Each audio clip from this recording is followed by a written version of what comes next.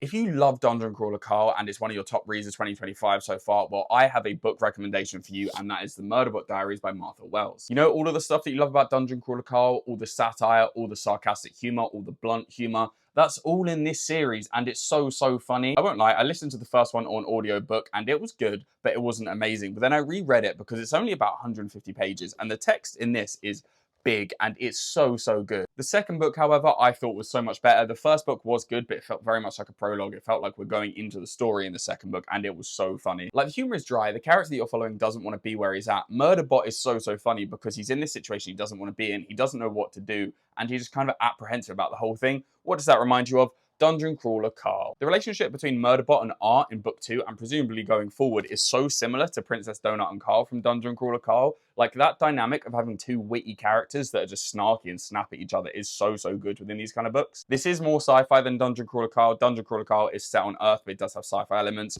This is set in a completely new sci-fi universe. However, one thing I would say, which turns a lot of people off reading sci-fi, is all the jargon that you need to know. You don't really need to know any of it for this. All you need to know is that Murderbot is a security unit. He's like a bodyguard AI. That's all you really need to know about the technology and the science within this book. Obviously, there's going to be technology and science in a sci-fi book series, but there's nothing overly complicated about anything within these stories. Trust me, I would highly recommend it. You get 2 books in this first omnibus. Even if you just pick up this one and read the first 2 books, I'd 100% recommend it. This is one time that I would disagree with the masses, however, and say that you should read this book over listening to the audiobook, because the humor is very blunt, and sometimes you don't really get that, and sometimes you don't really get that lack of emotion with the audiobook. But let me know, if you've read Dungeon Crawler Carl and Murderbot, do you think they're the same? Would you recommend one to someone who's read the other? Murderbot should be on your TBR if you've read Dungeon Crawler Carl. I highly recommend both of them. Make sure to like, make sure to follow, and happy goddamn reading.